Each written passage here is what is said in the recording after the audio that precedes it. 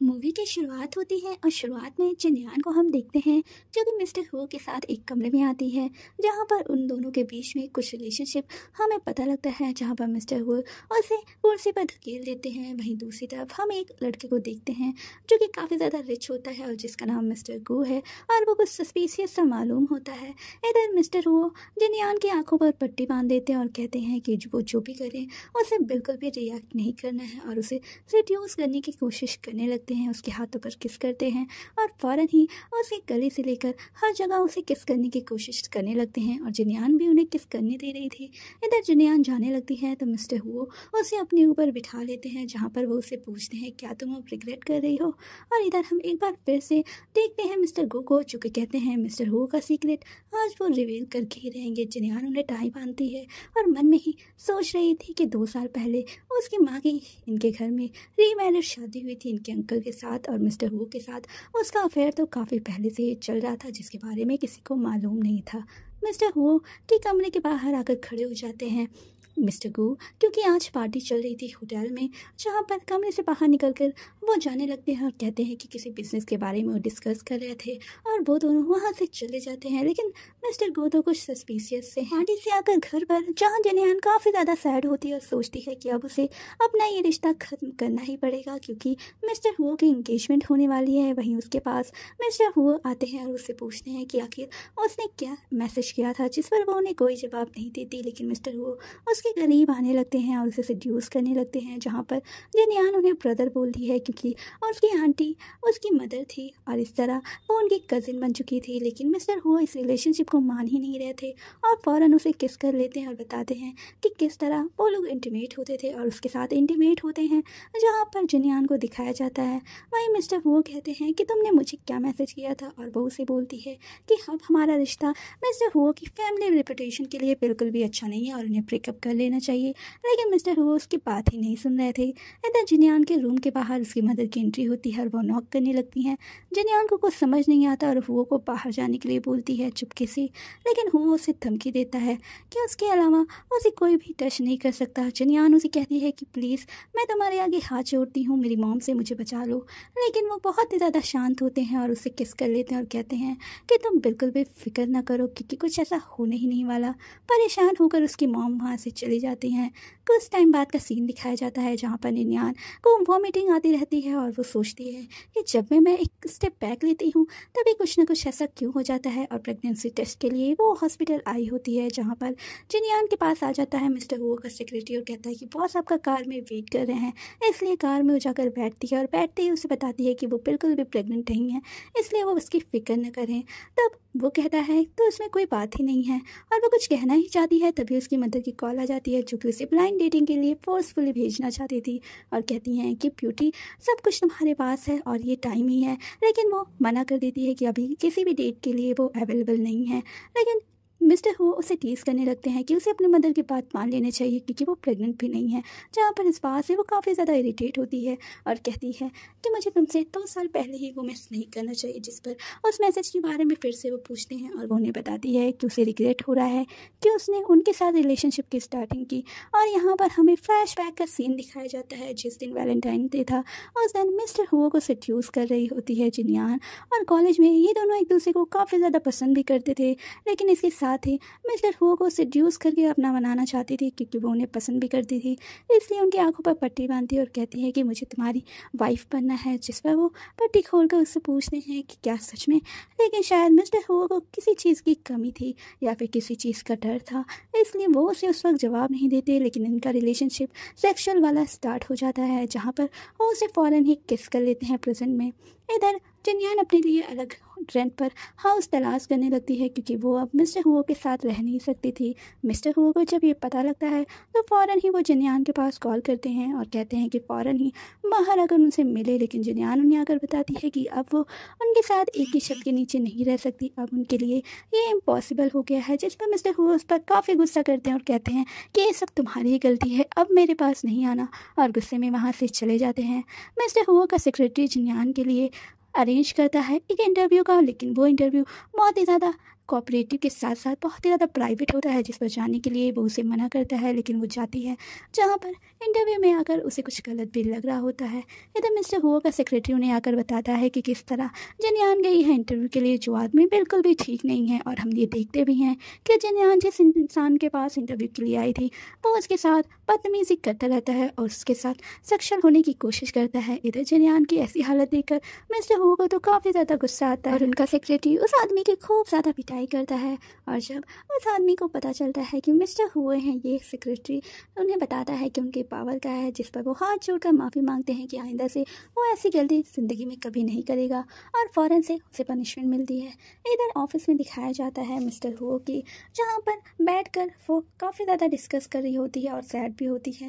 लेकिन तभी सेक्रेटरी आकर उसे बताता है कि उसकी फ़ोटो जो मिस्टर हुओ के साथ कल रात की थी वो हर जगह वायरल हो गई है। जिसके बाद उसकी मदर का उसके पास कॉल भी आता है, जो उन्हें बताती हैं कि ग्रैंडपा उसे मिलना चाहते हैं, जहाँ पर वो काफ़ी ज़्यादा टेंस हो जाती है। और जब ग्रैंडपा के पास आती है तो ग्रैंडपा उसे पूछते हैं कि इस फैमिली में जब से वो आई है क्या उन्होंने उसे प्यार नहीं दिया, जिस पर वो कहती है कि बेशक उसे बहुत ही ज़्यादा प्यार भी मिला है। जिस पर वो पूछते हैं तो ये फ़ोटोज़ क्या कह रही हैं, और ये वो जवाब देने ही वाली थी कि उसे बचाने के लिए मिस्टर वो वहाँ आए थे, लेकिन इससे पहले ही मिस्टर वो वहाँ पर आ जाते हैं और वो ग्रैंडपा को सारी हकीकत बताने की कोशिश करते हैं कि वो उस होटल में थे जहाँ पर वो थी इंटरव्यू के लिए। और जब वो ये देखते हैं तो वो अपना आपा खो बैठते हैं, क्योंकि असल में उनकी आंटी की ही बेटी है और उसके कज़िन है। जिस पर ग्रैंडपा कहते हैं कि हाँ तुमने ये बहुत ही ज़्यादा अच्छा किया, लेकिन इसके साथ साथ हमें अपने घर की रेपुटेशन का भी ध्यान रखना है।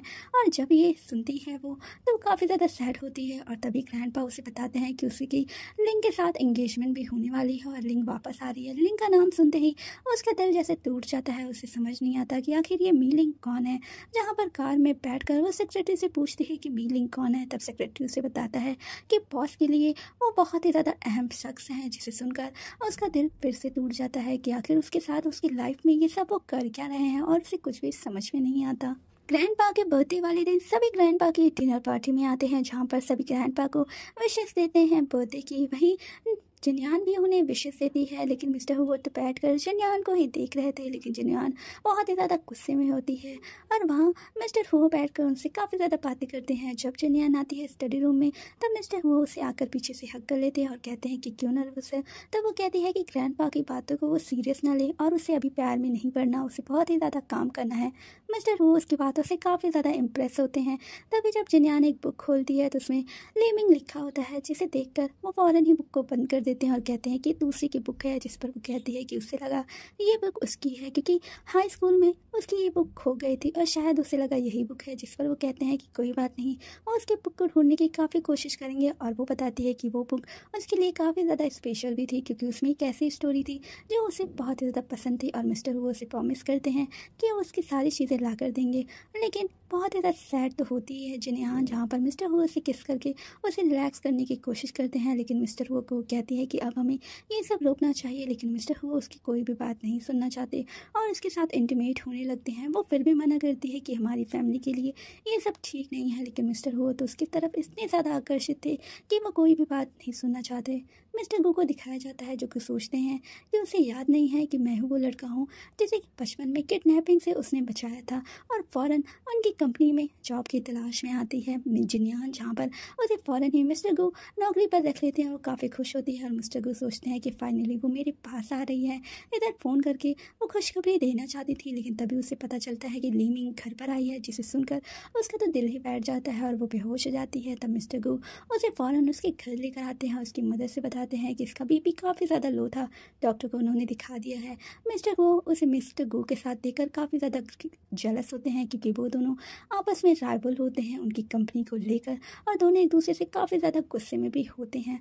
इधर जब मिस्टर हो के घर को छूना चाहती है जिनयान, तभी वहाँ पर मिस्टर हुआ आते हैं और उसे कहते हैं कि तुम क्या कर रही हो। तब वो बताती है कि अब वो इस घर में नहीं रह सकती, लेकिन मिस्टर हुआ उसे फ़ौरन पीछे धकेल लेते हैं और कहते हैं कि इस घर में आना और जाना सिर्फ मेरी मर्ज़ी से होता है। और उसे कहते हैं कि वो उससे दूर जाने के बारे में, मिस्टर गू के पास जाने के बारे में तो सोचे ही ना। जिस पर वो कहती है कि वो ऐसा कुछ भी नहीं कर रही है, लेकिन वो उसके कपड़े उतारने लगते हैं और उसके कपड़े उतार कर उसे बताते हैं कि वो सिर्फ उनकी है और उसकी बॉडी पर किसी का हक नहीं है। इधर जब आती है वो वॉशरूम में, तब वहाँ पर वो माँ मार्क्स को देखती है जिसे वो फ़ौरन ही छुपा लेती है क्योंकि वो किसी को ये बात शो नहीं करना चाहती थी। जब रूम में आती है तब वहाँ उसे उसके साइज़ के कपड़े नहीं मिलते और सिर्फ दूसरे साइज़ के मिलते हैं, जिससे उसे लगता है कि ये कपड़े लीमिंग के हो सकते हैं। तभी वहाँ पर ग्रैंडपा की एंट्री होती है और वो उससे पूछते हैं कि वो इस रूम में क्या करी है और वो बताती है कि वो प्रोजेक्ट के सिलसिले में मिस्टर हो से बात करने आई थी। और ग्रैंडपा उसे घर चलने के लिए करते हैं। यहाँ पर मेन घर में आकर वहाँ लीमिंग होती है। लीमिंग ग्रैंडपा को देखकर खुश हो जाती है और ग्रैंडपा भी कहते हैं कि फाइनली वो आ गई। लीमिंग बहुत ही ज़्यादा शुक्रिया करती है क्योंकि जब तक वो यहाँ पर नहीं थी बहुत ही ज़्यादा देखभाल रखा था जनियान ने, जिस पर वो उसे कहती है कि शुक्रिया। लेकिन जनियान कहती है कि कोई बात नहीं, अब ये भी मेरी फैमिली है। और जनियान कहती है कि उसे थोड़ा काम है इसलिए वो जा रही है, लेकिन मिस्टर हुआ उसे अपने पास बिठा लेते हैं। तभी लीमिंग के गॉडफादर की एंट्री होती है जो कि उसे अडॉप्ट किए रहते हैं। लीमिंग के फादर जैसे ही आते हैं ग्रैंडपा कहते हैं कि अब उन्हें अपनी रिश्तेदारी में बदल ही लेना चाहिए। लीमिंग फ़ौरन ही मिस्टर हुआ के करीब आने की कोशिश करती है बाहर आकर। तभी वहाँ पर जनियान भी होती है और जनियान को दिखाना चाहती थी कि मिस्टर हुआ सिर्फ उसके ही हैं और जनियान ये सब देखती है। तभी उसकी मदर आकर जनियान को कहती है कि अब उसे ब्लाइंड डेट पर जाना चाहिए। तभी लीमिंग कहती है कि अगर ये ब्लाइंड डेट पर नहीं जाना चाहती, क्या पता इसका कोई बॉयफ्रेंड है। और वो मार्क्स की तरफ इशारा करती है जहाँ पर उसकी मॉम जब मार्क्स को देखती हैं तब वो पूछती है कि ये किसने किया, क्या तुम्हारा कोई बॉयफ्रेंड है। और मिस्टर हो भी मौके का आराम से फ़ायदा उठाते हैं, उसे टीज़ करने की कोशिश करते रहते हैं और उसे समझ नहीं आता कि आखिर वो क्या करे। और वो जल्दबाजी में मिस्टर गो को अपना बॉयफ्रेंड बताती है और कहती है कि ये सब उन्हीं ने किया और वहाँ से चली जाती है अपना पीछा छुड़ाकर। जहाँ पर जब ग्रैंडफादर को ये बात पता चलती है कि मिस्टर गो और जनियान के बीच में अफेयर है तो वो काफ़ी खुश होते हैं क्योंकि उनके इस कंट्री में एक ही राइवल थे, वो थे मिस्टर गू। और उनके साथ रिश्तेदारी के बाद उनकी ये राइवलरी खत्म हो जाती है। लेकिन मिस्टर हु को तो काफ़ी ज़्यादा गुस्सा आता है इस बात, लेकिन वो इस बात को अभी मंजूरी देने के लिए मना करती है। मिस्टर हु को तो काफ़ी ज़्यादा गुस्सा आ रहा होता है और उठकर चले जाते हैं। इधर जब ऑफिस में आती है जनियान तब मिस्टर गू को देखकर वो मिस्टर गू को बताती है कि उसने गलती से उसे अपना बॉयफ्रेंड बताया है मजबूरी में, जिस पर मिस्टर गू कहते हैं कि कोई बात नहीं। तब वो बताती है कि वो जल्दी इस प्रॉब्लम को सॉल्व कर लेगी। लेकिन मिस्टर गू उसे अपने दिल का हाल बताते हैं और कहते हैं कि ये बात झूठ नहीं है, ये बात सच है, मैं सच में तुम्हें बहुत ही ज़्यादा पसंद करता हूँ। लेकिन जनियान तो उनकी बातों से दूर हट जाती है और उन्हें कहती है कि उसके दिल में कोई और है, भले ही वो उसे प्यार नहीं करता लेकिन वो उससे बहुत ही ज़्यादा प्यार करती है। और ये कहकर वो वहाँ से चली जाती है। अगले सीन में हम देखते हैं कि जनियान के साथ मिस्टर गू उसकी फैमिली वालों से साथ मिलने आते हैं, जहाँ पर ग्रैंडपा काफ़ी ज़्यादा खुश होती हैं और उसकी मॉम भी। और मिस्टर गू भी कहते हैं कि वो हमेशा ज़िंदगी भर साथ रहेंगे जनियान से क्योंकि वो जनियान से बहुत ही ज़्यादा प्यार करते हैं और उसका हाथ पकड़ लेते हैं। लेकिन मिस्टर गू की तो जैसे नींदें ही उड़ चुकी थी क्योंकि वो अपने अलावा जनियान को किसी के साथ देख नहीं सकते थे। ये देखकर लीमिंग भी उनके पीछे पीछे जाती है। अगले सीन में एक बार फिर से हम देखते हैं कि जनियान शुक्रिया अदा करती है मिस्टर गू का कि उसने इस शूट में उसका साथ दिया और सेलिब्रेट करते रहते हैं इस बात को, जहाँ पर दोनों ड्रिंक करते होते हैं। लेकिन उनकी ड्रिंक को स्पाइक कर दिया था लीमिंग ने और ड्रिंक करते हुए वो कहती है कि थैंक यू, लेकिन तभी उसकी हालत ख़राब होने लगती है और मिस्टर गू के बीच, जहाँ पर दोनों काफ़ी ज़्यादा हॉट महसूस करते हैं और लीमिंग उन्हें कैप्चर करती रहती है। तभी वहाँ पर सेक्रेटरी आकर जनियान को वहाँ से ले जाता है कि मिस्टर गू ने उसे बुलाया है। और यहाँ मिस्टर गू को तो कोई होश ही नहीं था। जनियान को लाकर वो जब कार में बिठाते हैं तो जनियान फ़ौरन से ही मिस्टर गू को हक कर लेती है और कहती है कि मुझे किसी के साथ नहीं रहना, मुझे सिर्फ आपके साथ रहना है क्योंकि मैं तुम्हें बहुत ही ज़्यादा प्यार करती हूँ। और उसे करीब करने की कोशिश करने लगती है और कहती है कि सिर्फ आप ही मेरे आदमी हैं और मैं सिर्फ आपकी हूँ। लेकिन अचानक उसे याद आता है लीमिंग के बारे में और वो दूर हट जाती है।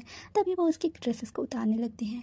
वो तो अपना होश खो बैठी थी और दोनों कार में ही इंटीमेट होते हैं, जहाँ पर हमें एक बार फिर से उनका इंटीमेशन वीडियो दिखाया जाता है, जहाँ पर दोनों एक दूसरे से काफ़ी ज़्यादा प्यार करते हैं और दोनों इतने ज़्यादा खोए होते हैं कि उन्हें पता ही नहीं होता। नेक्स्ट डे हम जनियान को प्रेगनेंसी से बचने के लिए पिल्स खाते हुए देखते हैं, जिसे देखकर मिस्टर हो ये पिल्स खाने से रोकते हैं। लेकिन वो कहते हैं कि अगर वो प्रेग्नेंट हो गई तो, जिस पर मिस्टर हो कहते हैं कि प्रेगनेंसी पे बचने के लिए वो उसे इतनी हानिकारक चीज़ें नहीं खाने देंगे और गुस्से में वहाँ से जनियान चली जाती है।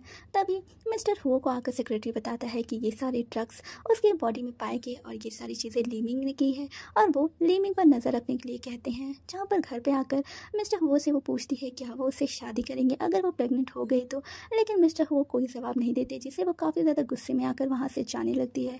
तभी लीमिंग आती है और वो कहती है कि वो जस्ट जा ही रही थी। लीमिंग कुछ ज़्यादा ही सस्पिशियस थी और उसके चेहरे से पता चल रहा था कि वो फंसाना चाहती है उसे। और उसे कहती है कि असल में वो इतने साल उससे दूर रही क्योंकि वो प्रेग्नेंट नहीं हो सकती थी, इसलिए वो ये बात किसी को बताना नहीं चाहती। और मिस्टर हुआ भी ऐसा नहीं चाहते क्योंकि वो उससे बहुत ही ज़्यादा प्यार करते हैं और किसी और के बच्चे को वो उससे अपना नाम देने के लिए तैयार हैं। इधर वो फ्लैशबैक में याद करती है, शायद इसलिए वो उसे पिल्स नहीं खाने देना चाहते क्योंकि कि वो उससे बच्चा चाहते हैं। इधर जिन्यान काफ़ी ज़्यादा गुस्से में होती है, तभी उसके पीछे एक आदमी आता है जो उसके साथ बदतमीज़ी कर रहा होता है और यहाँ से जिन्यान जाने की कोशिश करती है। तभी वो आदमी उसे मारने की कोशिश करता है और मिस्टर हु आकर खुद ही घायल हो जाते हैं। इस बात से काफ़ी ज़्यादा उदास होती है जिन्यान हॉस्पिटल में आकर, जहाँ पर ग्रैंडफादर के आते ही वो उन्हें बताती है कि उसे बचाते हुए मिस्टर हु का ये हालत हुआ, जिस पर ग्रैंडफादर उसे एक थप्पड़ मारते हैं।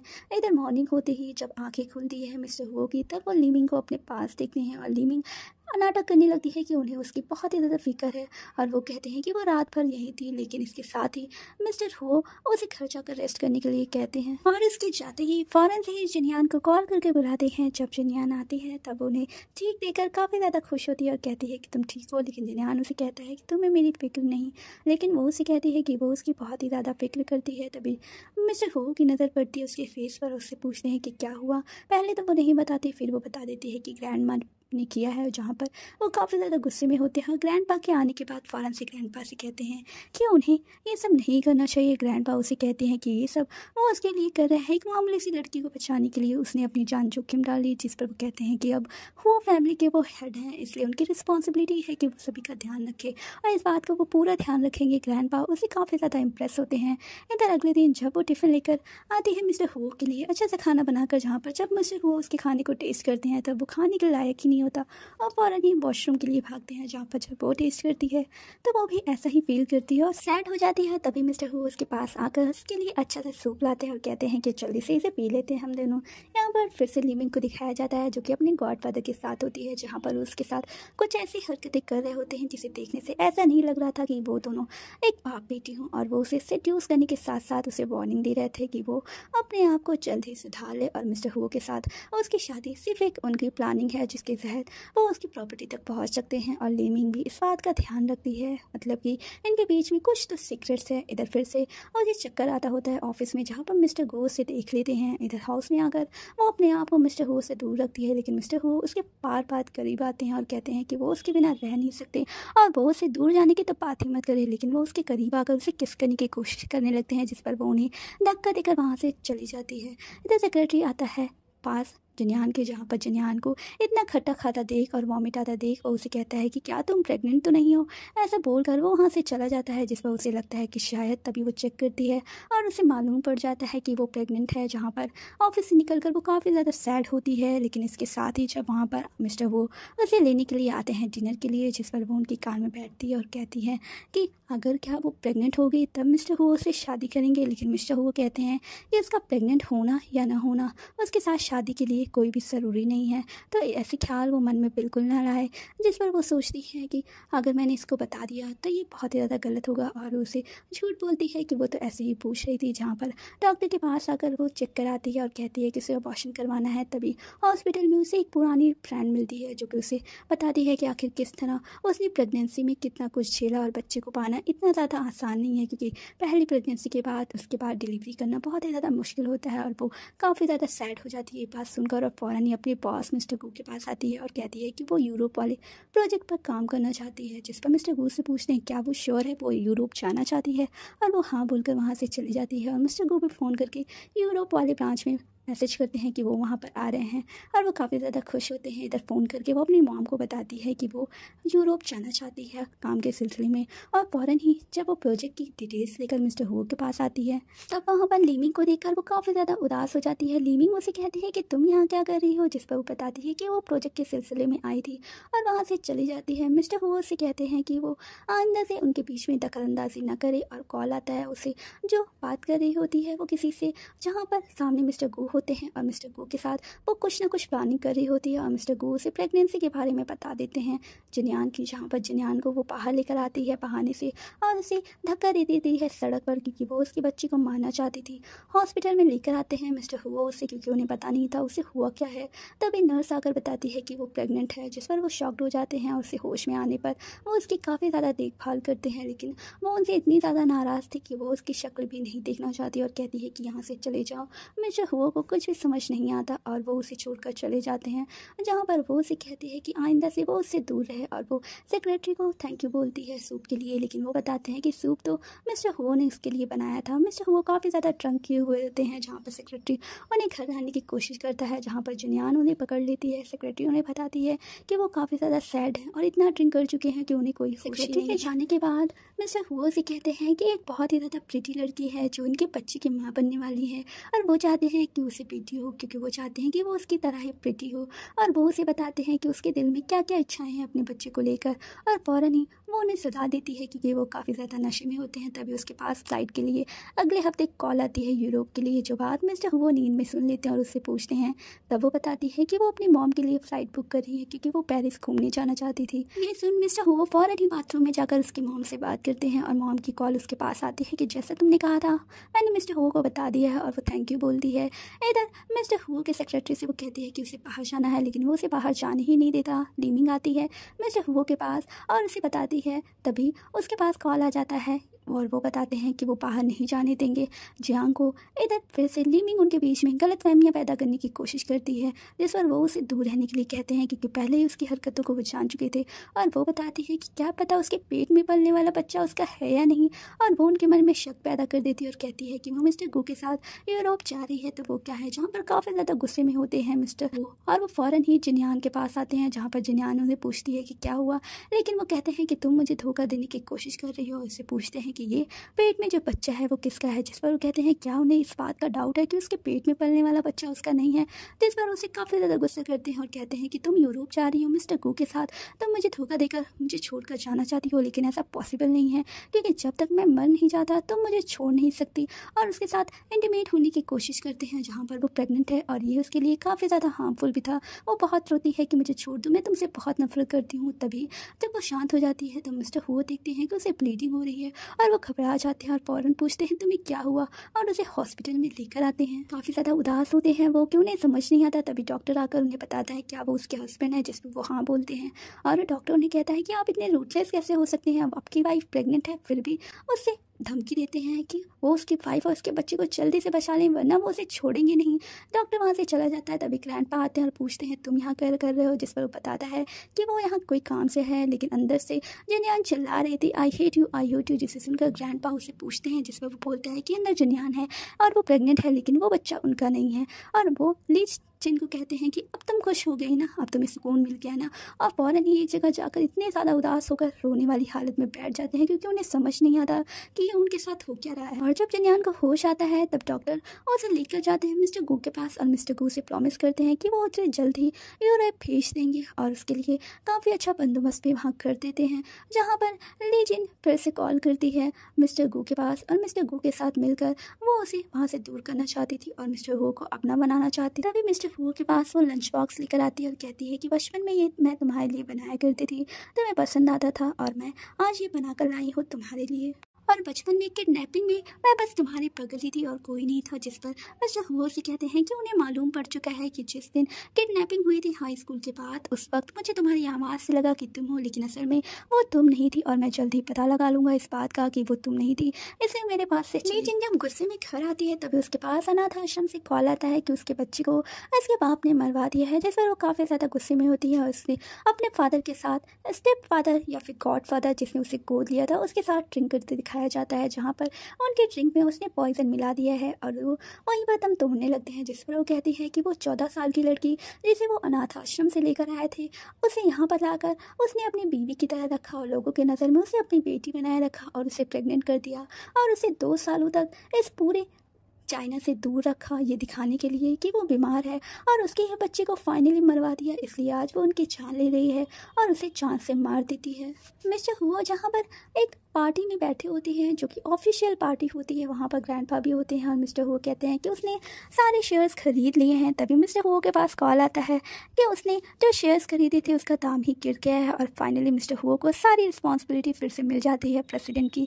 जब होश में आता है जिनियान को तो वो काफ़ी ज़्यादा उदास होती है क्योंकि उसका बच्चा तो वाकई में गिर चुका था और वो जिंदा नहीं था। जब वो ढूंढने आती है मिस्टर हुओ को और मिस्टर हुओ से ढूंढते हैं तो फाइनली उसे वो मिल जाती है क्योंकि इतने दिनों से वो गायब हो चुकी थी। मिस्टर हु की वजह से और कहते हैं कि अब के बाद वो उसे कहीं भी अकेला छोड़कर नहीं जाएंगे और वो उससे शादी करेंगे। लेकिन तुरंत वहाँ पर मिस्टर गु आ जाते हैं जो कि उससे बदला लेने के लिए उसे वहीं पर शूट कर देते हैं और वो वहीं पर काफ़ी ज़्यादा जख्मी हो जाता है। हॉस्पिटल में लेकर आती है उसे जिनयान, जहाँ पर ग्रैंडफादर उस पर गुस्सा करते हैं कि उसकी वजह से उनका पोता यहाँ पर है। और लीजिन तो काफ़ी ज़्यादा खुश थी। जिनयान को समझ में नहीं आता कि लीजिन तो उससे प्यार करती है तो वो खुश क्यों है, जिस पर लीजिन कहती है कि उससे मिस्टर वो प्यार ही नहीं करते, लेकिन जब उससे प्यार नहीं करते तो उसका मर जाना ही बेटर है। तभी डॉक्टर बताते हैं कि उन्हें होश में आ गया है और फ़ौरन लीजिन ग्रैंडपा के साथ अंदर आती है और उसकी देखभाल करने का नाटक करती है। लेकिन तभी वहाँ पर जब एंट्री होती है जिनयान की तो मिस्टर हो उसे पहचानने से मना कर देते हैं क्योंकि उनकी मेमोरी लॉस हो गई थी।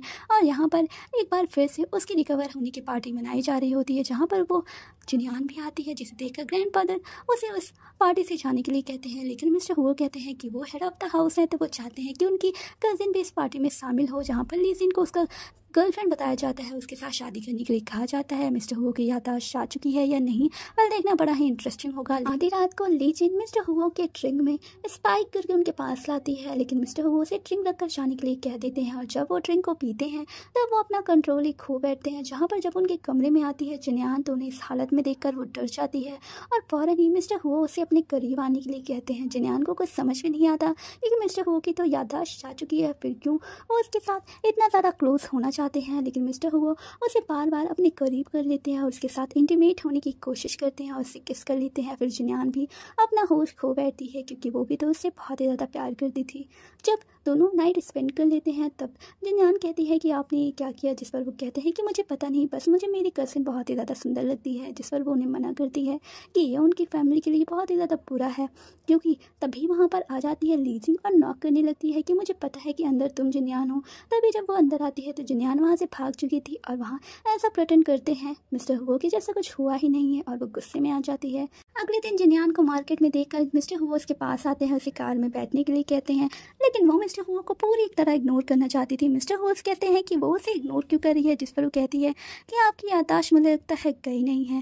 तभी हम नेक्स्ट सीन में देखते हैं लीजिन एक बार फिर से आई है मिस्टर हुओ को सेड्यूस करने, लेकिन मिस्टर हुओ से कहते हैं कि वो उससे दूर रहे क्योंकि उसे उसके साथ गर्लफ्रेंड वाली फीलिंग ही नहीं आ रही। लेकिन वो उसे कहती है कि आपको लगता है कुछ गलतफहमी हुई है और उसे हक करने की कोशिश करने लगती है। लेकिन मिस्टर हुओ उसे कहते हैं कि प्लीज़ मुझसे दूर रहो। लीजिन कहती है क्या मैं आपको याद नहीं, लेकिन मिस्टर हुओ उसे इग्नोर करके वहाँ से चले जाते हैं। गुस्से में आकर लीजिन मिस्टर हुओ के साथ साथ जिनयान की मॉम को किडनैप कर लेती है, जहाँ पर जिनयान जब अपनी मॉम को बचाने आती है तब वो कहती है कि तुम ये क्या कर रही हो और फ़ौरन ही वो उसके बालों को पकड़ लेती है। तब जिनयान कहती है कि तुम कितनी भी कोशिश कर लो मिस्टर हुओ मुझे अलावा किसी से प्यार ही नहीं कर सकते। तभी वहाँ पर मिस्टर हुओ भी आ जाते हैं, जिन्हें देखकर लीजिन कहती है कि फाइनली तुम आ गए, मतलब कि तुम बहुत ही ज़्यादा जिनयान को प्यार करते हो, अब जिनयान इस दुनिया में रहेगी ही नहीं।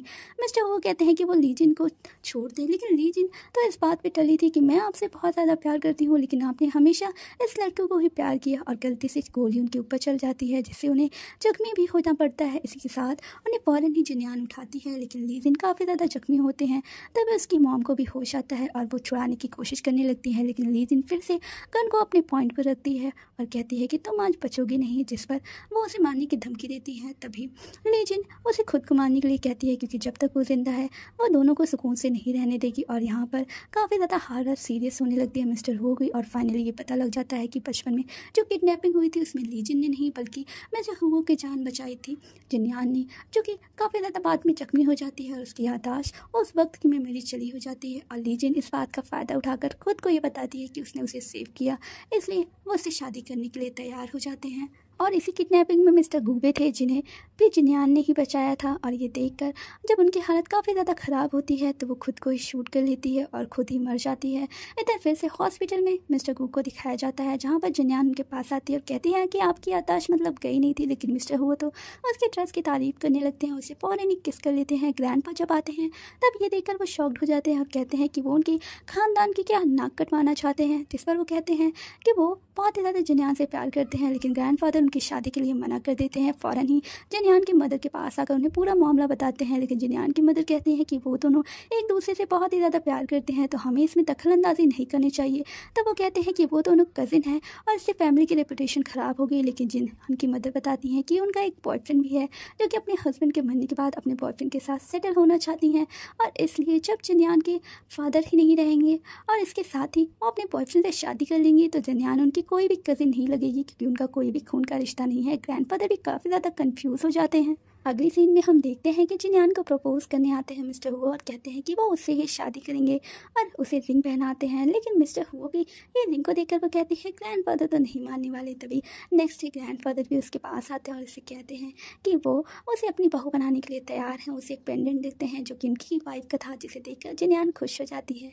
जिनयान जब ऑफिस में आती है तो मिस्टर हो बताते हैं कि उन्होंने मिस्टर गो के बाद उनकी सारी प्रॉपर्टी को खरीद ली है और अब वो उसके बॉस हैं, और उसे फ़ौरन ही ये कहते हैं कि उसे किस कर ले, और वो उन्हें किस करती है और उसे ड्यूटी देते हैं कि आज दिन भर वो उन्हें डेट करेगी। यही उनका काम है, जहाँ पर दोनों बाहर आउटिंग पर आते हैं और वो उसे कहते हैं कि वो उसे इतना ज़्यादा प्यार करते हैं कि वो इमेजिन नहीं कर सकती, और वो भी उन्हें बहुत ही ज़्यादा प्यार करती है। एक दूसरे के साथ काफ़ी अच्छा समय बिताते हैं। वेल, आपको जिनयान और मिस्टर हुआ की ये स्टोरी कैसी लगी हमें कॉमेंट सेक्शन में ज़रूर बताएं, और ऐसे ही बहुत सारी स्टोरीज देखने के लिए जो कि काफ़ी ज़्यादा न्यू है हमें सब्सक्राइब करना ना भूलें।